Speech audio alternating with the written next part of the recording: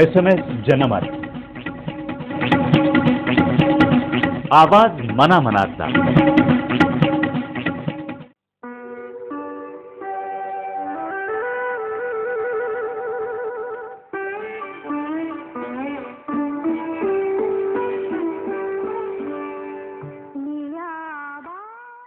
नमस्कार. सातारा मीडिया सर्व्हिसेसच्या एका महत्त्वाच्या वैशिष्ट्यपूर्ण कार्यक्रमामध्ये आपण सर्वांचं मनापासून स्वागत. सातारा मीडिया सर्व्हिसेस अर्थात SMS जे काही कार्यक्रम करतं त्यामध्ये ज्ञान, माहिती, प्रबोधन हा विषय सुरुवातीपासून ठेवला होता आणि त्याच अनुषंगाने आज आपण एका अशा व्यक्तीशी बातचीत करणार आहोत की साताऱ्याभोवतीचं जे पर्यावरण आहे, परिसर आहे, त्या बाबतीत त्यांचा अभ्यास आहे, त्यांची माहिती आहे आणि केवळ तेवढ्यापुरतंच नाही तर त्या अनुषंगाने असणारे कायदे, नियम याचाही ते चांगले अभ्यासक आहेत. नुकतंच जागतिक वारशामध्ये कास पठाराचं नाव समाविष्ट करण्यात आलं आहे. त्याचबरोबर जिल्ह्यातलं कोयना अरण्याचे पण करण्यात आलेलं आहे. नक्की जागतिक वारसा यादीमध्ये आपण गेलो म्हणजे काय? कासचं पठार नेमकं जैवविविधतेने नटलेलं आहे म्हणजे काय? त्याला भौगोलिक त्याचा जो काही भाग असेल, जैविक महत्त्वाचा भाग असेल, हा काय आहे? तिथे आपण कसं वागलं पाहिजे? नक्की कशामुळे त्याला जागतिक वारसा मिळाला आहे? त्या सगळ्याची बातचीत आपण या व्यक्तीशी करणार आहोत. आणि एकूणच आपण सातारकरांनी हे जर काही जैवविविधता ही जपून ठेवायची असेल, ती वाढवायची असेल तर काय करायला पाहिजे, या छोट्या छोट्या टिप्सही ते आपल्याला देतील. तिथे वागणं कशा पद्धतीचं, कारण कास पठार की काच पठार, अनेक वेळा आपण कास तलाव की काच तलाव अशा पद्धतीच्या बातम्या, श्रीमंत छत्रपती उदयनराजे भोसले यांनी तिथे स्वच्छतेची मोहीम काढली होती आणि त्यात अनेक बाटल्या निघाल्या होत्या. तेव्हा हा सगळा भाग विचारात घेता आपल्याला एक सजग नागरिक म्हणून पर्यावरणाचा विचार करण्यासाठी आपण ही चर्चा करणार आहोत. आपण स्टुडिओमध्ये, सातारा मीडिया सर्व्हिसेसच्या स्टुडिओमध्ये आपण बोलवलेलं आहे श्रीनिवास वारुंजीकर यांना. नमस्कार श्रीनिवासजी. नमस्कार. श्रीनिवास वारुंजीकर यांची ओळख करून देताना ते पत्रकार आहेत, या पर्यावरणाचा अभ्यास करणारे एक सजग नागरिक आहेत. आणि आपण बघितलं असेल कास तलाव जेव्हा 12,000 रुपये वर्षाच्या भाडेपट्ट्याने नगरपालिकेने देण्याचा जो ठराव केला होता, त्याला जे काही म्हणणं मागितलं होतं कलेक्टरने, त्याच्यामध्ये म्हणणं देणारे हे एक सर्व अर्थाने जागल्याची भूमिका बजावणारे असे एक आमच्या दृष्टीने एक चांगले पर्यावरणाचे मित्र आहेत. तेव्हा अशा श्रीनिवास वारुंजीकर यांचं पुन्हा एकदा मी स्वागत करतो आणि त्यांच्याशी चर्चा करताना पहिला प्रश्न मी त्यांना असा विचारतो की कासचं पठार जागतिक वारशामध्ये नोंदवलं गेलं आहे म्हणजे नक्की काय झालंय? कारण कासचं पठार हे बऱ्याच जणांना आपल्याला माहिती आहे, फुलं येतात तेवढ्यापुरतं आपल्याकडे पाहुणे येतात आणि ते चांगलं एवढंच आपण म्हणतो, पण नक्की त्याची नैसर्गिक काय महत्त्व आहे, त्याचं भौगोलिक महत्त्व काय आहे आणि कासचं पठार याचं जे काही वैशिष्ट्य आहे हे आपल्या सगळ्या प्रेक्षकांना तुम्ही सांगावं. सगळ्यात महत्त्वाचं म्हणजे सातारा जिल्ह्यासाठी अत्यंत अभिमानाची आणि अस्मितेची असलेली गोष्ट म्हणून कासचं पठार आणि आपलं सर्वांचं लाडकं कोयना अभयारण्य हे युनेस्कोच्या जागतिक नैसर्गिक वारसास्थळाच्या यादीत गेले. ही आपल्या सर्वांसाठी आनंदाची आणि अभिमानाची अशी गोष्ट असणार आहे. ज्या वेळेला आपण कासचं पठार हे म्हणतो त्यावेळेला पश्चिम घाटाचा आपल्याला पहिल्यांदा विचार करावा लागतो. आपल्याला पठार म्हणलं की पहिल्यांदा आठवतं ते पाचगणीचं पठार.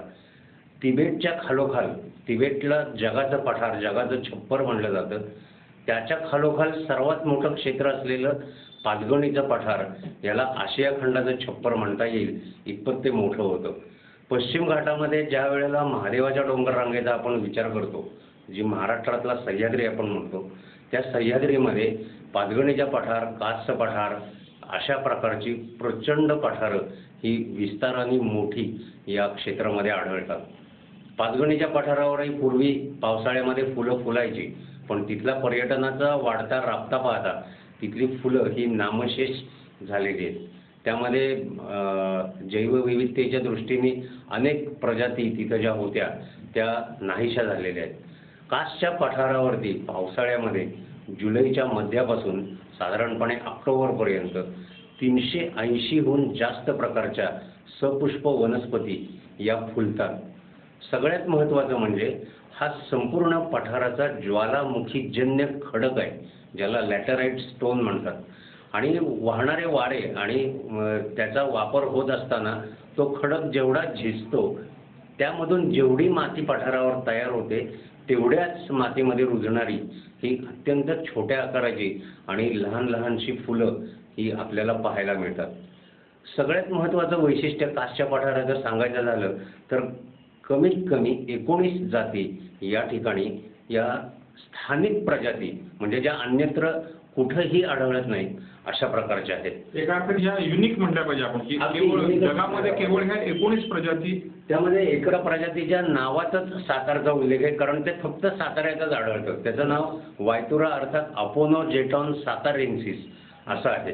त्या नावातच सातारेन्सिस आहे. फुलांच्या मध्ये कसं असतं, आधी आडनाव आणि मग नाव अशा पद्धतीने असतं. अपोनोजेटॉन ही त्याची फॅमिली झाली, अपोनोजेटॉन्सी. अपोनोजेटॉन्सी या फॅमिलीचा जर धांडोळा घेतला तर फ्लोरा ऑफ ब्रिटिश इंडिया हे जे ब्रिटिशांनी 1860 साली काम केलेलं होतं, त्या कामामध्ये सातारा जिल्ह्यातल्या वनस्पतींच्या यादीमध्ये या अपोनोजेटॉन्सी फॅमिलीचा उल्लेख आहे. म्हणजे इतक्या प्राचीन काळापासून या भागामध्ये या प्रजाती या आढळतात. त्यामुळं अपोनोजेटॉन सातारेन्सिस असेल किंवा ड्रॉसेरा म्हणजे कीटकभक्षी वनस्पतींच्या कमीत कमी 6 ते 7 प्रजाती या आपल्याला कास पठारावरती आढळतात. कीटकभक्षी वनस्पतींच्या प्रजाती आढळणारं हे महाराष्ट्रातलं एक अतिशय दुर्मिळ असं ठिकाण आहे. त्याचबरोबर मग युलॅलिया श्रीरंगी असेल, त्यानंतर स्मिथिया अगरकराय असेल, कवळा असेल, या सगळ्या प्रकारच्या फुलांनी हे पठार हे पावसाळ्यामध्ये फुलतं. साधारणपणे 15 दिवसाच्या अंतराने फुलांच्या प्रकार बदलतात, कारण ही अल्पजीवी फुलं असतात. आणि मग आपल्याला कधी पांढरा शुभ्र, कधी पूर्ण गुलाबी, कधी पूर्ण पिवळा आणि कधी पूर्ण निळा अशा पद्धतीनं ही पठारावरची रंगांची उधळण पाहायला मिळते. म्हणजे मी तर लोकांना असं सांगतो की कासला तुम्ही जाऊन आलाय का हा प्रश्न विचारण्याचा नाही. कासला एकदा जाणं हे व्हॅलिडच नाहीये. कासला किमान एका सीझनमध्ये 4 वेळा गेलं पाहिजे, त्याशिवाय तो पठाराच्या रंगांमधला फरक हा समजणार नाही आणि त्याशिवाय ते सौंदर्य काय आहे हे समजणार नाही. त्यामुळं अशा प्रकारे जैवविविधतेने समृद्ध असलेलं हे पठार हा निसर्गाच्या एका साखळीचा महत्त्वाचा भाग आहे. आणि त्यामुळं या संपूर्ण पठाराचं जतन होणं, संवर्धन होणं आणि पर्यटकांच्या त्रासापासून त्याला वाचवणं हे सगळ्यात महत्त्वाचं असं आहे. अगदी तुम्ही महत्त्वाचं सांगितलं की संवर्धन करणं आणि मुळात संरक्षण करणं जे आहे त्याचं, कारण तुम्ही पाचगणीच्या पठाराचाही उल्लेख केला की एकेकाळी तिथे अशाच पद्धतीच्या जैवविविधतेच्या वनस्पती होत्या, मात्र अतिशय मोठ्या राबत्यामुळं त्या संपलेल्या आहेत. तेव्हा आपल्याला ह्या दृष्टीने विचार केला पाहिजे. पण त्यापुढे म्हणजे ही एक प्रयोगशाळा आहे निसर्गाची असं आपण म्हणूया, आणि अशीच प्रयोगशाळेला दुसरी एक प्रयोगशाळा कोयनेमध्ये. बरोबर आहे. कोयनेलाही आपण अनेक वेळा गेलेला आहात आणि आपण तिथलं जे काही जैवविविधता आहे ते अनुभवलेलं आहे. काय आपण कोयनेच्या बाबतीतही काय सांगाल, कारण त्याचाही 2रा क्रमांक आपल्या ह्याच्यामध्ये जागतिक वारशामध्ये नोंद झालेली आहे त्याची. बरोबर आहे. कोयना अभयारण्य हे सदाहरित अभयारण्य म्हणून ओळखलं जातं. डेसिडियस आणि एव्हरग्रीन असे अभयारण्याचे जंगलाचे 2 महत्त्वाचे प्रकार असतात. जे पानगळीचं जंगल असतं सागासारखं वगैरे ते उन्हाळ्यामध्ये पूर्ण कोरडं पडतं, ड्राय होतं. पण कोयनेचं जंगल हे सदाहरित जंगलामध्ये मोडणारं रेन फॉरेस्ट अशा पद्धतीचं जंगल आहे. म्हणजे जिथं उन्हाळ्यात सुद्धा दिवसा सूर्यप्रकाश जमिनीवर पोहोचत नाही इतकं घनदाट असलेलं जंगल हे कोयनेचं आहे.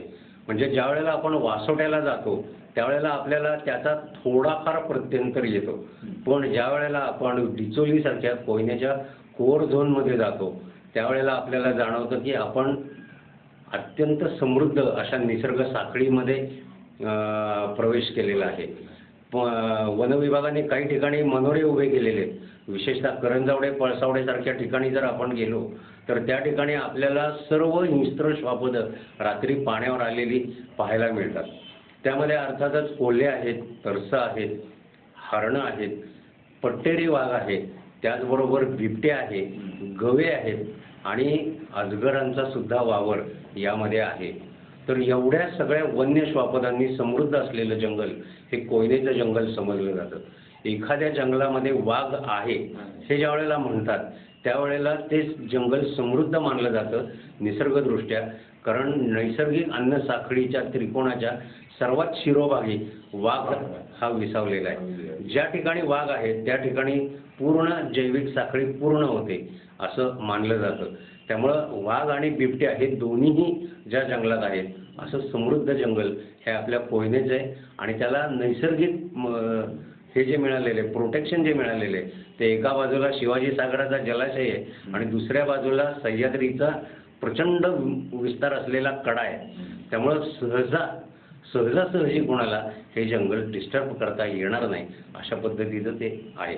अतिशय महत्त्वाची तुम्ही माहिती आपल्या सर्व प्रेक्षकांना दिली की वाघ जिथं आहे तिथे पूर्णपणे निसर्गाचा एका अर्थाने समतोल आणि त्या पद्धतीचं एक पर्यावरण, समृद्ध पर्यावरण तिथे आपल्याला पाहायला मिळतं आणि आपण त्या अर्थाने सातारकर सगळे भाग्यवान आहोत की आपण एवढ्या समृद्ध पर्यावरणाच्या जवळ राहतो आहे.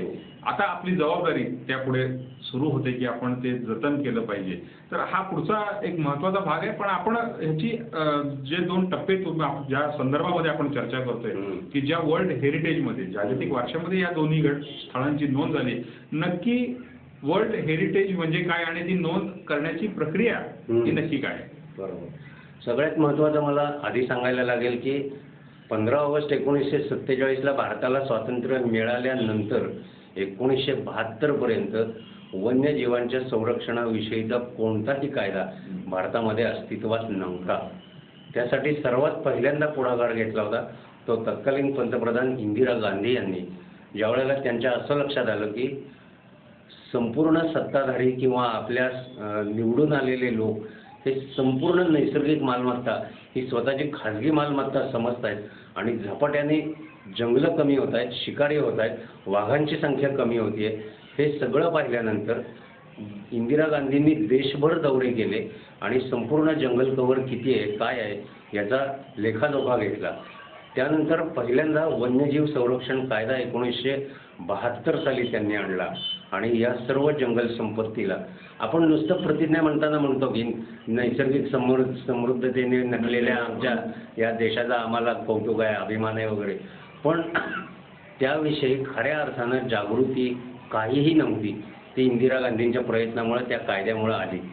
त्याच पाठोपाठ त्यांच्या असं लक्षात आलं की वाघांची संख्या ही देशातली झपाट्याने कमी होतीये आणि जसं मी मगाशी सांगितलं की नैसर्गिक अन्नसाखळीमध्ये वाघ हा शिरोभागी आहे आणि वाघांची संख्या जर कमी झाली तर ती संपूर्ण अन्नसाखळी ही डिस्टर्ब होणार आहे.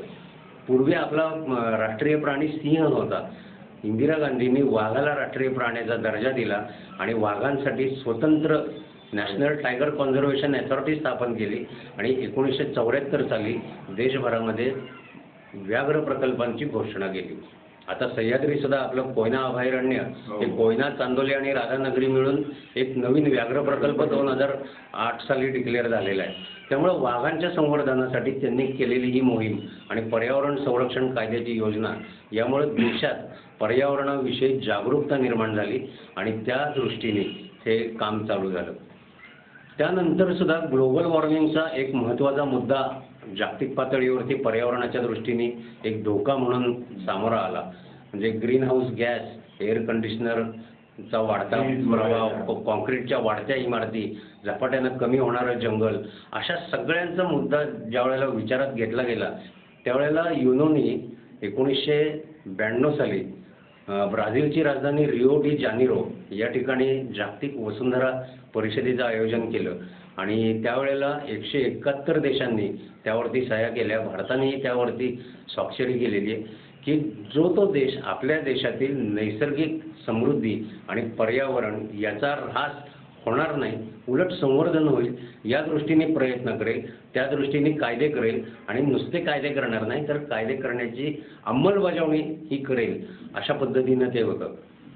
त्यानंतर युनेस्कोने असं ठरवलं की जगामधले काही नैसर्गिक घटक जे आहेत ती विशिष्ट क्षेत्र ही पर्यावरणदृष्ट्या संवेदनशील मानून त्यांच्या संरक्षणासाठी एक स्वतंत्र निधी निर्माण करावा, एक स्वतंत्र मंडळ निर्माण करावं आणि त्यामधून international union for conservation of nature, international union for flora आणि इंटरनॅशनल युनियन फॉर फॉना अशा वेगवेगळ्या मंडळांची निर्मिती करण्यात आली. आणि मग या सर्व युनेस्कोच्या एजन्सीजनी जगभर सर्व्हे करून वेगवेगळ्या ठिकाणांना नैसर्गिक वारसा स्थळाचा दर्जा दिला.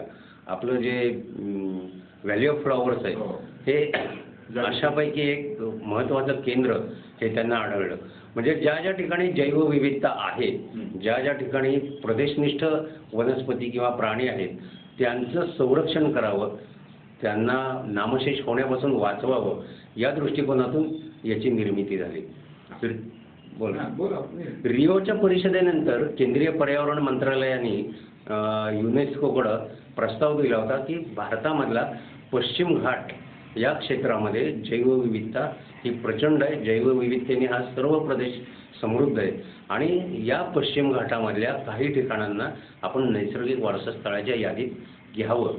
ही साधारणपणे 1999ची गोष्ट होती आणि त्यानंतर ती प्रक्रिया सुरू झाली. मग युनेस्कोनी काही शिष्टमंडळ नेमलं. 1999 सालापासून ही प्रक्रिया जी आपण पश्चिम घाट कास किंवा अभयारण्याचं म्हणतो, तर ही प्रक्रिया 1999 पासून सुरू झाली. जवळपास 12 वर्ष आज ही प्रक्रिया पूर्णतेकडे जाण्यासाठी झालेली आहे. त्याच्यामध्ये 2003चा एक टप्पा, 6चा एक टप्पा, 9च्या दरम्यान अशा पद्धतीचे टप्पे काही पडलेले आहेत असं एकूण तुम्ही सांगताय त्या याच्यावरनं.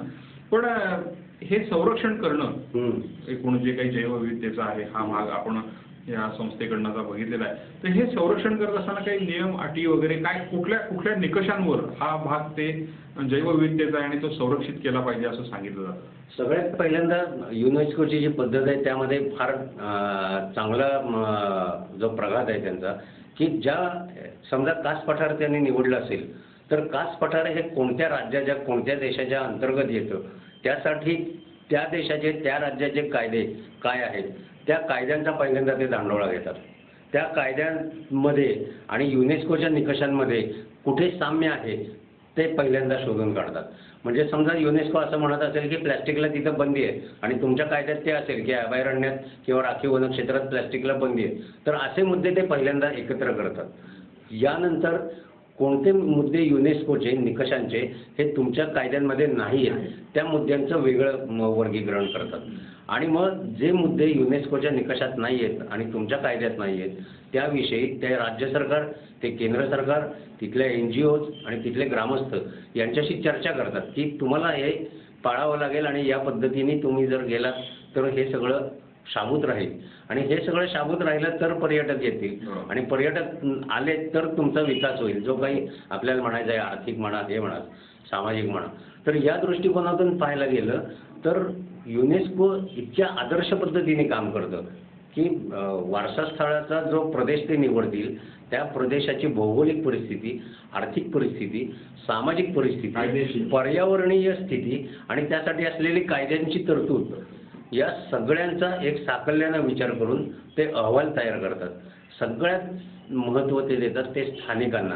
आपल्याकडं नॉर्मली असं असतं की एखादा प्रकल्प करायचा म्हणला की तिथली जमीन ताब्यात घ्या स्थानिकांना तिथनं हाकलून द्या आणि काम सुरू करा. इथं स्थानिकांना विस्थापित करणं हा मुद्दाच नाही आहे. त्यामुळे तशी जर तुमच्या कायद्यात काही तजवीज असेल तर ती तुम्हाला तरतूद बदलावी लागते.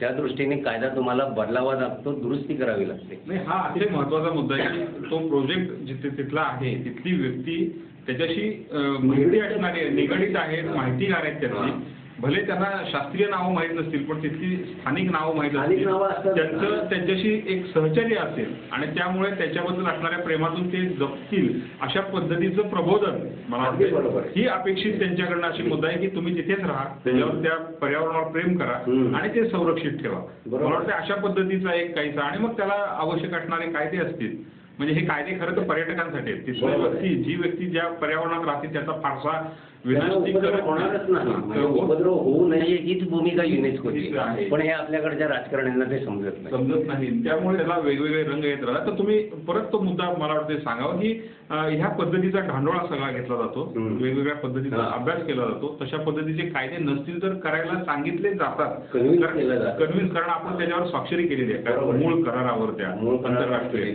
त्यामुळे तशा पद्धतीचे कायदे करायला सांगितले जातात आणि मग त्याच्यानंतर पाहणी वगैरे होऊन मग तो निर्णय घेतला जातो. आता यात सुद्धा पश्चिम घाटाच्या बाबतीमध्ये काय झालेलं आहे ज्यावेळेला पर्यावरण मंत्रालयाच्या लक्षात आलं की देशाचं पर्यावरण हे वेगळी गोष्ट आहे आणि पश्चिम घाटाचं पर्यावरण ही त्याहून वेगळी गोष्ट आहे. कारण सगळ्यात महत्त्वाची गोष्ट मी ज्या वेळेला परवा माधव गाडगिळांशी पुण्यामध्ये बोललो ज्येष्ठ पर्यावरण तज्ज्ञ आहेत त्यांनी अहवाल दिलेला आहे त्याच मुद्द्याकडे मी येतोय. त्यांनी सगळ्यात महत्त्वाचा मुद्दा जो सांगितला तो अतिशय महत्त्वाचा आहे की गुजरातमधल्या भोडजपासून सुरू होणारा केरळमधल्या मुन्नारपर्यंत संपणारा 1600 किलोमीटर्स लांबीचा हा संपूर्ण वेस्टर्न घाट म्हणजे त्याचं एकूण क्षेत्र 1,60,000 चौरस किलोमीटर आहे. हे संपूर्ण क्षेत्र ही भारताची अर्थवाहिनी आहे. कारण श्रीलंकेकडून केरळकडून येणारा मान्सून हा पश्चिम घाट अडवतो आणि त्यामुळं संपूर्ण देशभर पाऊस पडतो आणि मान्सूनवर आधारित देशाची अर्थव्यवस्था असल्यामुळं पश्चिम घाटामधल्या पर्यावरणाला डिस्टर्ब होईल असं काहीही करणं म्हणजे संपूर्ण देशाच्या अर्थव्यवस्थेवर घाला घालण्यासारखं आहे. म्हणून पश्चिम घाटाच्या पर्यावरणासंदर्भात पर्यावरण मंत्रालयाने 2006 साली वेस्टर्न घाट इकॉलॉजी एक्सपर्ट पॅनल अशी एक वेगळी बॉडी तयार केली आणि त्या बॉडीचे अध्यक्ष होते डॉक्टर माधव गाडगीळ. त्यामुळे माधव गाडगीळांनी संपूर्ण प्रदेशामध्ये 3 वर्ष फिरून तिथल्या स्थानिकांशी बोलून तिथले प्रश्न समजून घेऊन एक कॉम्प्रिहेन्सिव्ह रिपोर्ट तयार केला होता, जो साधारणपणे 5-6 महिन्यापूर्वी मंत्रालयाला सादर केला त्यांनी. त्या रिपोर्टची दखलसुद्धा युनेस्कोनं घेतलेली आहे आणि युनेस्कोनी पश्चिम घाटातल्या 39 ठिकाणांना जागतिक नैसर्गिक वारसा स्थळाचा दर्जा देताना भारत सरकारच्या पर्यावरण मंत्रालयाला बजावले की गाडगीळ समितीच्या अहवालामध्ये ज्या रेकमेंडेशन्स आहेत, ज्या सूचना आहेत, त्याचं पालन त्या सरकारांनी करावं, ही काळजी तुम्ही घ्यायची. मला वाटतं अतिशय महत्त्वाचा मुद्दा तुम्ही इथे अधोरेखित केलेला आहे. गाडगीळ समितीच्या अहवालाचं महत्त्व काय आहे, एकूणच देशाचं अर्थकारण ज्या मान्सूनवर चालतं आणि आपण भारताला शेती हा त्याचा आर्थिक कणा असं म्हणतो, तर त्याचं सगळ्याचं मूळ जे आहे ते या पश्चिम घाटामध्ये आहे, पर्वतरांगांमध्ये आहे आणि त्या आपण डिस्टर्ब करणं हे किती धोकादायक आहे हे मला वाटतं आज पावसाने दिलेल्या ओढीमुळे जास्त कळत येईल, आपल्याला लक्षात येईल. तर आपण ह्याच आणि ह्याच्या पुढच्या काही मुद्द्यांवर मला जैवविविधतेचा जो कायदा आहे त्या संदर्भात जायचंय, त्याच्या निर्माण केलेल्या न झालेल्या समित्या याबद्दलही जायचंय. पण त्या अगोदर आपण एक छोटासा ब्रेक घेऊया. ब्रेक नंतर आपण ह्या सगळ्या मुद्द्यांकडे येऊया. तोपर्यंत पाहत राहा SMS जनमत. SMS जनमत, आवाज मनामनातला. सातारा मीडिया सर्व्हिसेसचे जनमत जे आहे ते.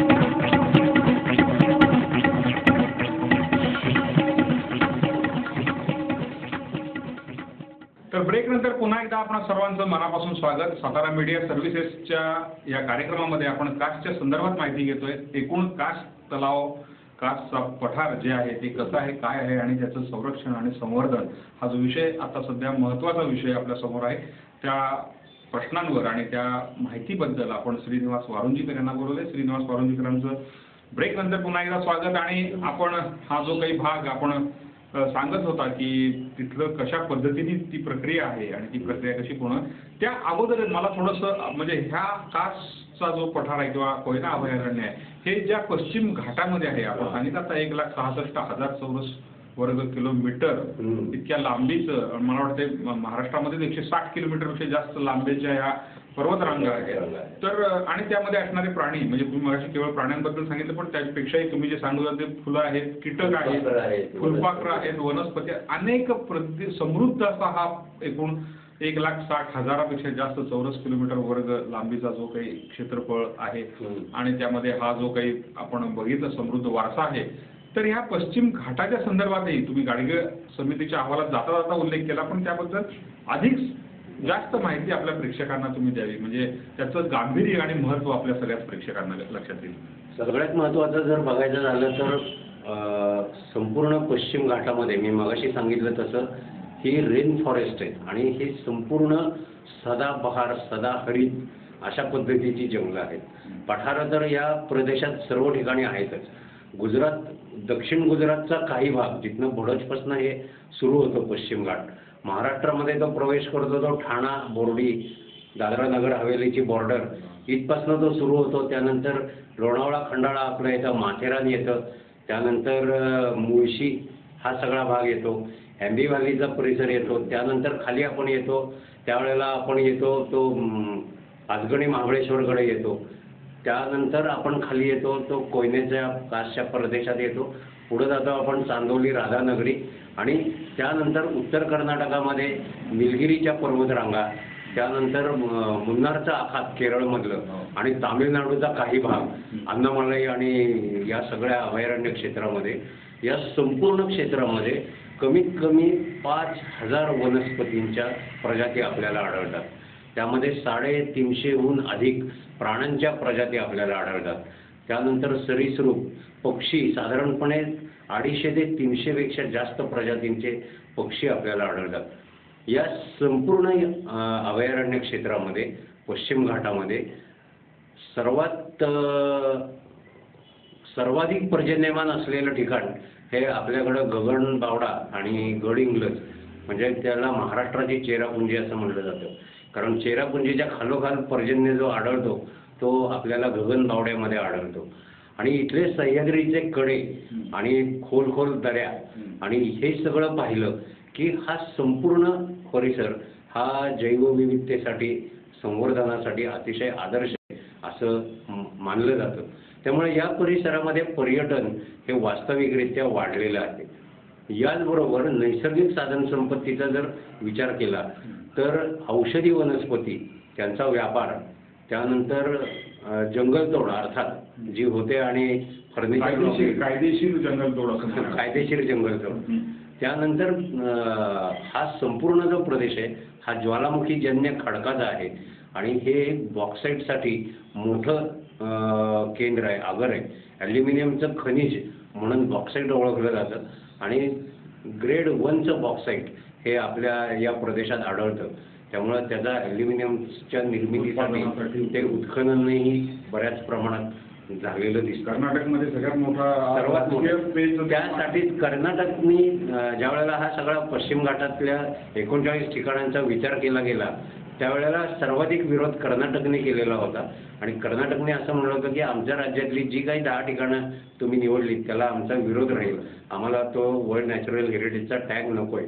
याचा साधा सोपा अर्थ असा होता की मायनिंगची जी लॉबी आहे खाणकाम करणारी, त्या लॉबीचं राजकारण्यांवर असलेलं प्रेशर दबाव त्यामुळे त्यांनी तो दिलेला होता. मात्र युनेस्कोने त्या विरोधाची दखल न घेता त्याही 10 ठिकाणांना हे वारसा स्थळाच्या यादीत घेतलेलंच आहे. गोव्यामध्ये काही ठिकाणं अशी आहेत की नैसर्गिक वारसा स्थळाच्या यादीत ती येऊ शकतात, पण त्यावेळच्या गोव्याच्या पर्यावरण मंत्रालयाने अशा पद्धतीने रिपोर्ट तयार केला की त्या ठिकाणी काही जैवविविधता आणि समृद्धता नाही आहे, त्यामुळं गोवा त्या यादीत येऊ नाही. त्यामुळे गोव्यातलं एकही ठिकाण याच्यात नाही आहे. आता नैसर्गिक वारसा स्थळाचे फायदे काय आहेत हे लक्षात आल्यानंतर गोव्याचे पर्यावरण मंत्री जागे झालेत आणि आता त्यांनी पर्यावरण मंत्रालयाला पत्र दिले की गोव्यातला संपूर्ण पश्चिम घाट जो काही जातो तो आम्हाला त्या वारसा स्थळाच्या यादीत तुम्ही समाविष्ट करावा. म्हणजे ही जी धरसोडीची वृत्ती आहे, केरळने अत्यंत चांगल्या पद्धतीने सपोर्ट केलेला होता. नैसर्गिक वारसा स्थळाच्या यादीत त्यांची 14 ते 15 ठिकाणं आहेत. पण केरळने आता अट अशी घातलेली आहे की गाडगीळ समितीच्या अहवालाची जी अट आम्हाला घातली आहे ती आम्हाला नको, अशी केरळने भूमिका घेतलेली आहे. तामिळनाडूने गाडगीळ समितीचा अहवाल स्वीकारलेला आहे आणि वारसा स्थळाचा टॅगही स्वीकारलेला आहे. महाराष्ट्रामध्ये अजून पूर्णपणे संभ्रमावस्था आहे. महाराष्ट्राच्या पर्यावरण मंत्र्यांनी त्यावरती अद्याप काहीही भाष्य केलेलं नाही आहे की झालंय हे चांगलं झालंय का वाईट झालंय, गाडगीळ समितीचा अहवाल स्वीकारणार आहे का नाकारणार आहे का वेगळं काही डोक्यात आहे, काही नाही. त्या उलट त्यांनी नवीन वाद निर्माण करून ठेवला आहे तो मुळशीमधल्या पर्यटन स्थळाला.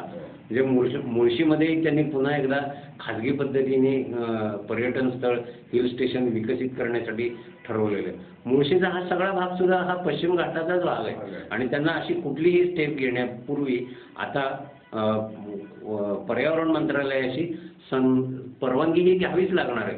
पण कोणत्याही पद्धतीने घाई गडबडीत निर्णय घ्यायचे हे महाराष्ट्र शासनाचं मला तर दर्शवलं. वाटतं हे सगळ्यात मोठं दुर्दैव आहे की गाडगीळ समिती, गाडगीळ हे पुण्याचे मुंबईचे आपल्या महाराष्ट्राचे अनेक असून. मोठा संधी अधिकारी आहे ज्यांनी अतिशय चांगल्या पद्धतीने तो अहवाल तयार केलेला आहे. बाकीचे तामिळनाडू, केरळ आणि गोव्याची मंडळी हे मान्य करतात, पण महाराष्ट्रातलीच मंडळी अजून याच्यावर काही विचार करायलाही तयार नाहीत. म्हणजे कृतीची आणि अंमलबजावणी. ज्यावेळेला महाराष्ट्राच्या स्थापनेला 50 वर्ष पूर्ण झाल्यानिमित्त ॲडव्हान्टेज महाराष्ट्र म्हणून परिषद काढली, त्यावेळेला कास पठाराच्या भोवती संपूर्णपणे हिल स्टेशन डेव्हलप करण्याचाच महाराष्ट्र सरकारचा मनसुबा होता.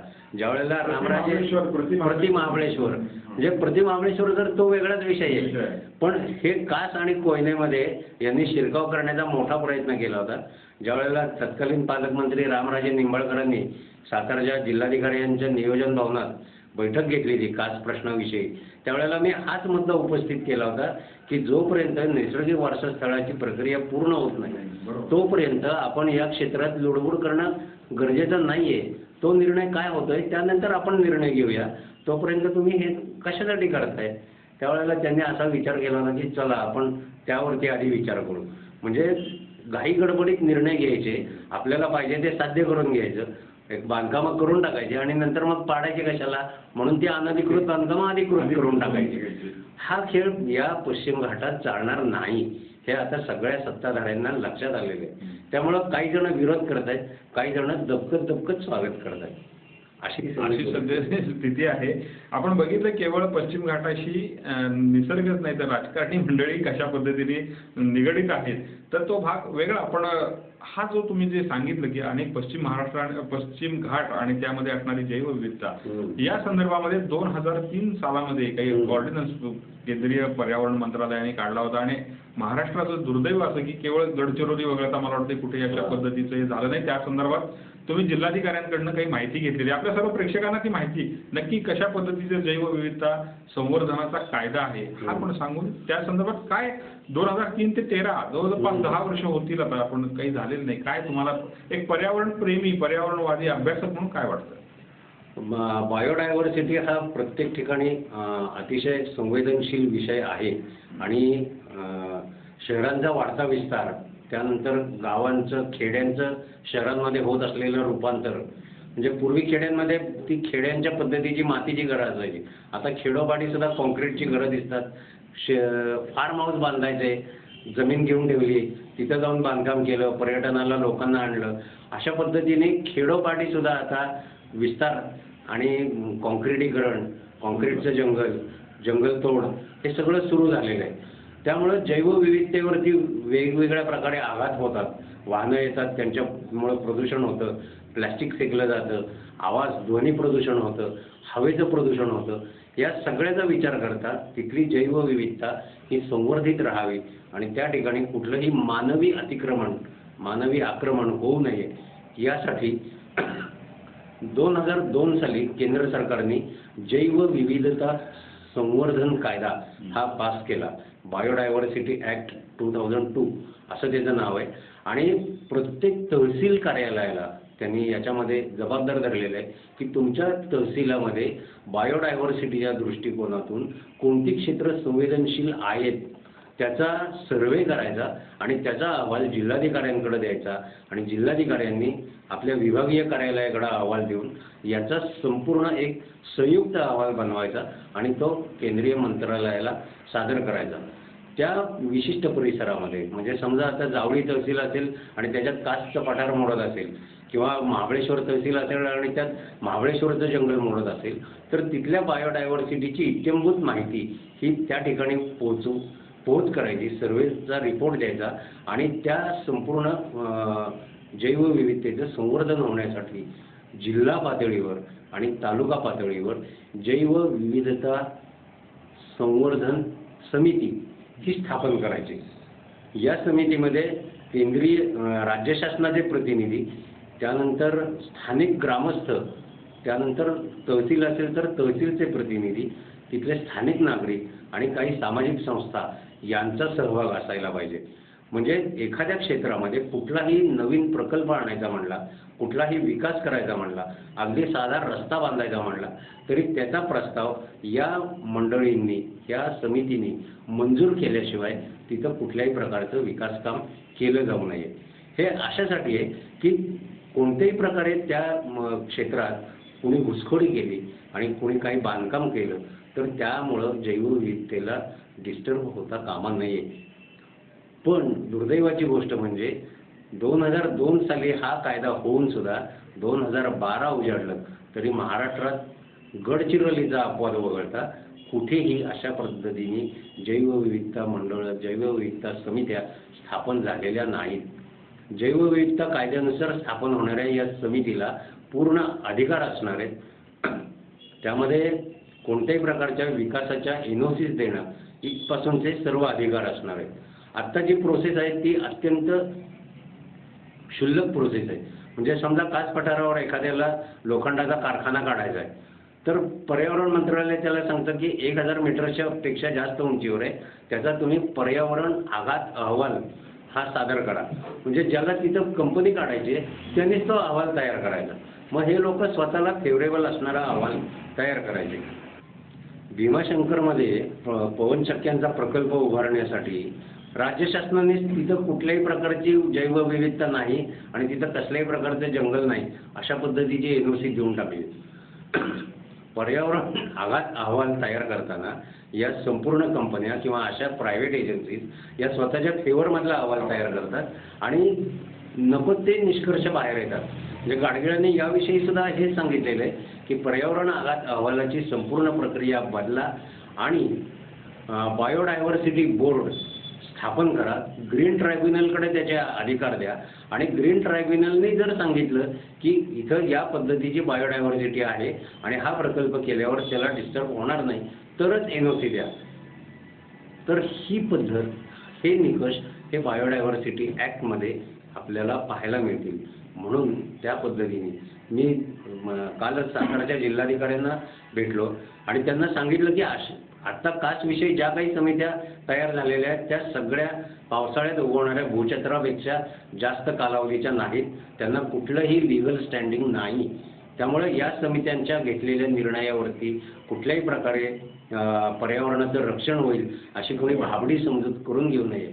त्यामुळे बायोडायव्हर्सिटी ॲक्टनुसार जिल्ह्याची समिती तयार करावी, तालुक्याची समिती तयार करावी, त्यामध्ये NGO रिप्रेझेंटेशन घ्यावं, स्थानिकांना घ्यावं आणि मग ती समिती जो अहवाल देईल त्यानुसार पुढची कार्यवाही करावी. आपण सांगताय हा मुद्दा अतिशय गंभीर आहे. म्हणजे एका अर्थाने माझ्यातला पत्रकार किंवा तुमच्यातला पत्रकार जागा तर आज आपल्या इथे ज्या पवनचक्क्या बसतात किंवा वाळूचं जे प्रचंड प्रमाणात उत्खनन होतं. मी काल कलेक्टरला हेच सांगितलं की केवळ कासपुरता हा प्रश्न राहणार नाही, पवनचक्क्यांचा प्रश्न त्याच्यात येईल, अभयारण्यातली चोरटी शिकार कंट्रोल होईल, वनस्पतींची जी निर्यात होते चोरट्या मार्गाने नरक्यासारख्या वनस्पतींचा हा महत्त्वाचा प्रश्न आहे.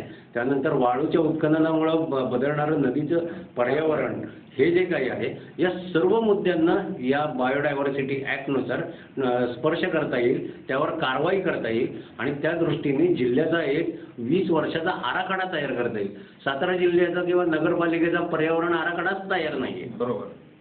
तर हे सगळं करण्यासाठी आता ज्याला आपण म्हणतो की व्हिजन किंवा दूरदृष्टी, तर दूरदृष्टीचा अभावच संपूर्णपणे दिसतो. मला हाच भाग झाला, दूरदृष्टीचा अभाव आहे आणि त्यामुळे गाडगी आपल्यापासून 110 किलोमीटरवर असताना आपण त्यांचं मार्गदर्शन घेत नाही हा त्यातला महत्त्वाचा भाग. मला असं म्हणायचंय, असं विचारायचंय की ह्या सगळ्या म्हणजे त्या जी समिती स्थापन होईल त्याला ह्या सगळ्या गोष्टींकडे लक्ष देण्याचा अधिकार ह्यामध्ये असेल, अधिकार राहील आणि त्यांच्या निर्णयाला ही कायदेशीर मान्यता असेल.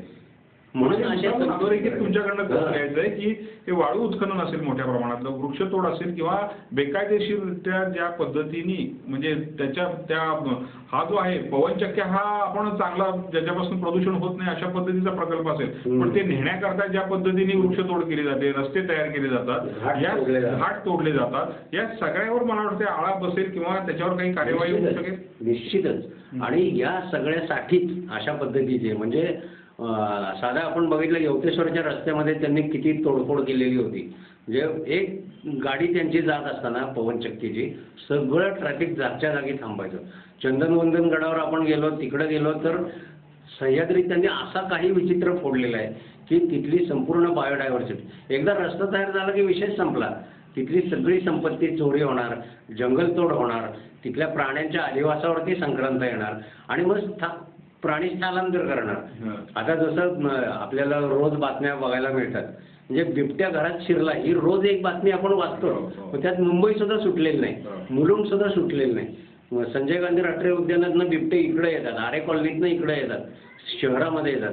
मग अशा पद्धतीने जर यांच्यावर अतिक्रमण होत राहिलं तर आपण मग ते tiger conservation, world environment day वगैरे ते साजरा करण्यात काही अर्थ नाही असं मला वाटतं. नाही, आणि आपण अतिक्रमण करायचं आणि माणसांच्या वस्तीमध्ये बिबट्याला म्हणायचं हे तर पूर्णपणे चुकीचं. मुळात हेच आहे की कासला जाऊन तुम्ही जर घर बांधणार असाल तर तुम्ही त्याच्या परिसरात अतिक्रमण केलेलं आहे, तो तुमच्या घरात आलेला नाही. हे पण हे आपण विसरतो. मला ह्याच मुद्द्याला धरून शेवटाकडे यायचं आपल्या मुलाखतीच्या, आणि पुढच्या मंगळवारी आपण काय नवीन देणार हा एक विषय घ्यायचा आहे. पण मला एक सांगा की आता जे काही कास्ट आहे तिथे आणि जे काही आपण सातारकर मंडळी आहेत त्याच्या संरक्षणासाठी संवर्धन हा भाग तर खूप पुढचा आहे, कारण एक मोठी नैसर्गिक प्रक्रिया असते ती एका दिवसात संवर्धित होत नाही. अनेक वर्षांचा कालखंड त्याकरता जावा लागतो. पण निदान संरक्षण करण्याकरता तुम्ही आपल्या सगळ्या ह्या प्रेक्षकांना, कारण आता ही मंडळी सगळी काही दिवसातच जातील आणि आपण बघितलेलं अनेक वर्ष गेली 7-8 वर्ष, तर एक महत्त्वाचा मुद्दा खरं तर आपण माध्यमांचे प्रतिनिधी आहोत आणि हे सांगितलं पाहिजे की जे फोटो आपण बघतो ते गवताच्या फुलांचे आहेत. बऱ्याच वेळा ते झूम केलेले असतात, त्यामुळं बऱ्याच लोकांचा असा समज असतो की कमरे एवढी फुलं असतील ती किंवा ताटवे असतील आणि त्यामध्ये ती काहीतरी आपल्याला बघायला मिळेल. आणि इथे आल्यानंतर बरेच जणांनी म्हणायला हे काय खाली बसून बघावं लागतंय, तुम्ही फोटो जे छापले होते त्यामुळे आम्ही फसलो असंही आज बऱ्याच मंडळींनी सांगितलंय. तेव्हा हे जे काही आहे ते वास्तव जे आहे ते टिकवण्यासाठी, जे काही जैवविविधता आहे ते टिकवण्यासाठी आणि खरी जैवविविधता काय हे सांगण्यासाठी तुम्ही सातारकरांना काय सांगाल? सगळ्यात महत्त्वाची गोष्ट अशी आहे की ज्या सातारकरांना कासविषयी अभिमान आहे, कासच्या फुलांविषयी काही वाटतं, त्या सर्वांनी पहिल्यांदा कासच्या फुलांची ओळख करून घेणं हे गरजेचं आहे. त्यासाठी तज्ज्ञांचं मार्गदर्शन उपलब्ध आहे. तज्ज्ञ साताऱ्यामध्ये आहेत, वनस्पती तज्ज्ञ आहेत. हा जो मगाचा मुद्दा तुम्ही सांगितलात की फुलं अतिशय छोटी छोटी असतात, मला नेहमी लोक विचारतात की कासची फुलं फुलली का, आणि आम्ही आलो त्यावेळेला ती खूप छोटी छोटी होती, पूर्ण फुललेली नव्हती आणि त्यामुळे आम्हाला ते काही बघता आलं नाही वगैरे वगैरे. तर कासला जाताना प्रत्येकाजवळ एक, पूर्वी जसं ट्रेकिंगला जाताना आपण दुर्बीण घेऊन जायचो तशी एक भिंग जवळ असणं गरजेचं आहे. त्याशिवाय त्या फुलांचं सौंदर्य हे तुम्हाला कळणार नाही. आता फुलं लहान लहान आहेत हा फुलांचा दोष नसून तो दोष आपला आहे, कारण आपण ते समजून घेतलेले नाही की ही क्लोजअप लेन्सनं काढलेले फुलांचे फोटो आहेत. मुळात अशा पद्धतीने फोटो पब्लिश करताना, छायाचित्र पब्लिश करताना त्या ठिकाणी हे नमूद करणं आवश्यक होतं की हे 1:10 हे गवती फुलं आहेत, ही गवती फुलं आहेत, गवतावर आहेत असं लिहायला पाहिजे. फुलं आहेत आणि हे 18 इंचापेक्षा जास्त कुठलंही जोडत नाही. जास्तीत जास्त 18 इंच, जास्तीत जास्त 18 इंच. तर ही पहिल्यांदा काय म्हणतो आपण जाणीव जागृती ही सगळ्यांमध्ये होणं गरजेचं आहे, प्रबोधन होणं गरजेचं आहे. त्याचबरोबर फुलांच्या ज्या स्पेसीज आहेत त्यामध्ये कीटकभक्षी कोणत्या आहेत, त्या कोणत्या भागात आढळतात याविषयी सुद्धा माहिती घेणं अतिशय गरजेचं आहे. ज्या वेळेला सातारकरांकडं कुणी फुलं बघायला म्हणून येईल त्यावेळेला त्यांना या गोष्टी सांगणं गरजेचं आहे की फुलं बघताना तुम्हाला काय काळजी घ्यावी लागणार आहे आणि तुमच्या एका नजरचुकीमुळं एखादी स्पेसीस ही कालबाह्य होऊ शकते, नामशेष होऊ शकते. त्यामुळं कुठेही त्या ताटव्यांमधून जाताना किंवा त्या पायवाट्यावरून जाताना कोणती काळजी घ्यायची या संदर्भात माहिती देणं गरजेचं आहे. भिंग तर तुमच्याजवळ आवश्यक आहेच, कॅमेरा तुम्ही घेणार आहातच, त्याचबरोबर तुमचा संपूर्ण पोशाख हा त्या परिसराला अनुरूप असेल. म्हणजे नेहमी ट्रेकिंगला जाताना आम्ही जे सांगतो की निसर्गाशी मिळते जुळते असणाऱ्या रंगाचे कपडे घाला, वाहनं तिथं नेऊ नका, हे सगळे निकष तर पाळायचेच आहे. प्लॅस्टिक फेकायचं नाही हा सगळ्यात महत्त्वाचा निकष आहे. कारण एक प्लॅस्टिकची बाटली समजा त्या पठारावरती रुतली गेली तर त्या ठिकाणची संपूर्ण फुलं नामशेष होतात, त्या ठिकाणी काहीही उगवत नाही. म्हणजे प्लॅस्टिक जिरणं तर सोडा, नुसतं प्लॅस्टिक त्या ठिकाणी पडलं असेल त्याचे फोटोसुद्धा आपल्याकडे आहेत आणि त्या पद्धतीनं जर पाहायला गेलं तर कासपठारचे संवर्धन करणं ही खूप सातारकरांची सगळ्यात महत्त्वाची जबाबदारी आहे. कारण भविष्यामध्ये जागतिक पर्यटक या ठिकाणी येणार आहेत. त्या दृष्टिकोनातून सातारचे अर्थव्यवस्थेला त्याचा फायदा होणार आहे, सातारच्या विकासाला चालना मिळणार आहे. साताऱ्यातले निदान 4 रस्ते सुधारतील, कारण कास पठारकडे जाणारा, कोयना अभयारण्याकडे जाणारा सगळ्यात महत्त्वाचा कॉरिडॉर हा पोवई नाक्यापासून सुरू होतो तो यवतेश्वरपर्यंत आहे. त्यामुळे हा सगळा परिसर हा सुनियोजित ठेवणं, ट्रॅफिक जाम होणार नाही याची नगरपालिकेने काळजी घेणं, जिल्हा प्रशासनाने वाहतुकीची व्यवस्था करणं आणि वन खात्याने त्या ठिकाणी गार्ड्स निर्माण करणं, त्या ठिकाणी प्रशिक्षण देणं, या सगळ्या गोष्टीतून कासच्या माध्यमातून आपल्याला खूप मोठ्या पद्धतीने म्हणजे आपण अभिमानाने मिरवू शकू अशा पद्धतीने कास पठार हे आपल्याला मदत करू शकतं. त्यामुळे कासचं संवर्धन होणं हे सातारकरांच्या विकासाच्या दृष्टीने अतिशय महत्त्वाचं आहे. आणि या दृष्टिकोनातून आपले दोन्हीही आमदार आणि खासदार या दोघांनीही इनिशिएटिव्ह घेऊन त्यांनी या दृष्टिकोनातून काय करता येईल यासाठी विचार करणं गरजेचं आहे. गरजेचं आहे. तर आपण जे जवळपास पाऊण तास झाला आपण बोलतोय, ह्या चर्चा करतोय आणि माझं अशी विनंती राहील की यापुढेही आपण या संदर्भामध्ये चर्चा करत राहू. दर आठवड्याला आपण काही दिवस तरी निदान लोकांपर्यंत ही जी माहिती आहे ती पोहोचवण्याचा प्रयत्न करू. आपण बघितलं कास हा आपला श्वास असला पाहिजे आणि तो वाचवणं हा आपला ध्यास असला पाहिजे. तरच मला वाटतं की हे कास पठाराचं संवर्धन, रक्षण हे होऊ शकेल. अन्यथा एक अतिशय चांगला ठेवा आपल्या हातातून निसटून जाण्याची शक्यता आपल्याला. पूर्वी या ठिकाणी फुलं होती असं पाचगणीसारखं सांगायची वेळ आपल्यावरती येऊ नये असं वाटत असेल तर आज आपण जागा असणं गरजेचं आहे. अन्यथा फोटोंमधनंच आपल्याला कास पठाराची ओळख करून घ्यावी लागेल भविष्यात जर आपण नीट वागलो नाही तर मला वाटतं की या सगळ्या गोष्टीचा आपली मंडळी 8 दिवस विचार करतील. पुढच्या आठवड्यात आपण भेटूया आणि या संदर्भातली अधिक जी काही डेव्हलपमेंट होईल, मला वाटतं टायगर प्रोजेक्टच्या संदर्भात हे सुरू आहे. टायगर प्रोजेक्टमध्ये पर्यटनाला बंदीचा आदेश घातलेला आहे आणि त्याचे डिटेल्स आपल्याला कळतील. त्याचबरोबर कासचंही एकूण कुंपण जे घातलेलं आहे त्याची बायोडायव्हर्सिटीवर काय त्याचा परिणाम होतो वगैरे हे जे विशेष महत्त्वाचे मुद्दे आहेत याच्यावरही आपण चर्चा करू. काही यामध्ये काम करणाऱ्या इतर सहकाऱ्यांची आपण त्यांच्याशी बोलूया, त्यांची मतं घेऊया, शासकीय अधिकाऱ्यांची, वन अधिकाऱ्यांची पण मतं यामध्ये घेऊया आणि जेणेकरून आपल्याला कास वाचवायचंय. कास पठार हे आपलं आहे, आपला एक अभिमानाचा भाग आहे तुम्ही जसं म्हणला तसं. आणि हा अभिमानाचा भाग आपल्याला चिरंतन ठेवायचा आहे. तर तो चिरंतन ठेवण्याकरता जे प्रयत्न करणं गरजेचं आहे आपल्याला ते आपण इतर कोणाची वाट न बघता मला वाटतं आपण आपल्यापासून सुरुवात करूया आणि चांगल्या मी तर लोकांना सांगतो साताऱ्यातले पर्यावरणवादी वेळीच जागे झाले नसते तर एव्हाना कासच्या ठिकाणी एखादी छोटी सिटी तयार झाली असती. आणि हा जो काही गेल्या 3-4 वर्षामध्ये या कासच्या प्रश्नामुळं महाराष्ट्रात हा प्रश्न गाजला आणि जो काही विरोध झाला आणि त्याला वर्ल्ड नॅचरल हेरिटेजचा टॅग मिळाला, या सगळ्यामध्ये साताऱ्यातल्या सर्व पर्यावरण प्रेमींचं हे अमूल्य असं योगदान आहे. आणि हे योगदान मला वाटतं आपण सातारकर म्हणून त्याच्यामध्ये आपणही आपलं म्हणजे ह्या केवळ पर्यावरणवाद्यांची जी काम आहे आणि त्यांनी त्यांची ती तेवढी भूमिका आहे असं नाही, तर आपणही आपला जो खारीचा वाटा असेल, आपल्यात म्हणे सुद्धा बघा आता खारीचा वाटा ही पर्यावरणाशी संबंधात म्हणे का आपण जो आपला वाटा असेल तर तो वाटा निश्चित द्यायला पाहिजे. आणि मला वाटतं या अनुषंगाने पुन्हा आपण भेटत राहू, बोलत राहू, काही चर्चा करू आणि सातारकरांपर्यंत ही जी माहिती आहे ती पोहोचवत राहू.